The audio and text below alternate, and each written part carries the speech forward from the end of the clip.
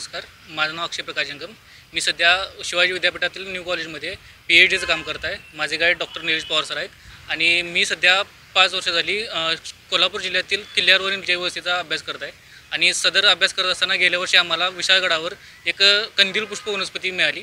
ती कंदील पुष्प वनस्पती आम्हाला नवीन वाटली. त्यासाठी आम्ही शिवाजी विद्यापीठातील एक्सपर्ट प्रोफेसर SR यादव आणि भारतातील सिरोपेजाचे किंवा कंदील पुष्पाचे एक्सपर्ट शरद कांबळे सर यांच्याशी कॉन्टॅक्ट केला. तर त्यांनी सांगितले की ही वनस्पती नवीन आहे आणि त्यासाठी आम्ही त्यावर संशोधन चालू केले आणि आजच ही वनस्पती फायटोटेक्सा या इंटरनॅशनल जर्नलमध्ये पब्लिश झालेलं. तर या वनस्पतीचं नामकरण हे छत्रपती शिवाजी महाराजांच्या नावावर नेण्यात आले, कारण ही वनस्पती विशाळगडावर सापडलेली आहे. विशाळगड ही स्वराज्याची राजधानी होती आणि ह्या राजधानीवर सापडल्यामुळे महाराजांना मान उंचावण्यासाठी आम्ही या वनस्पतीचं नाव शिवरायाने असं ठेवलेलं आहे. नमस्कार, मी डॉक्टर निलेश पवार. नुकतंच म्हणजे आजच ॲक्च्युली न्यूझीलंडमधून प्रकाशित होणार एक आंतरराष्ट्रीय नियतकालिका आहे की ज्याच्यामध्ये एक नवीन वनस्पतीच्या प्रजातीचा शोध या अनुषंगानं पेपर पब्लिश झालेला आहे.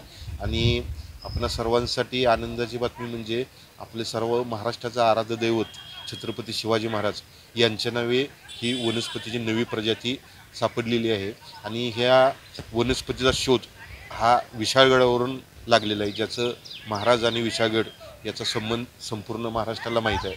आणि ह्या वनस्पतीला शिवाजी महाराजांचं नाव देण्याचा हेतू म्हणजे आपणास कल्पना आहे की 350 वर्षापूर्वी महाराज गड किल्ले किंवा गडाच्या आजूबाजूला असणारी झाडी या संदर्भात किती केअरफुल होते, ती झाडी राखावी ह्या संदर्भात महाराजांनी आपल्या आज्ञापत्रात एक आव्हान केलेलं आहे सर्व याच्यासाठी.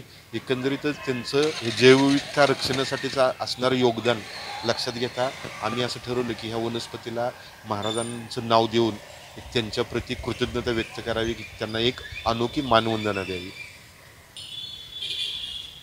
ह्या वनस्पती जी आहे ती कंदील पुष्प वर्गातील आहे, ज्याला सायंटिफिक भाषेमध्ये शिरोपेजिया असं म्हटलं जातं.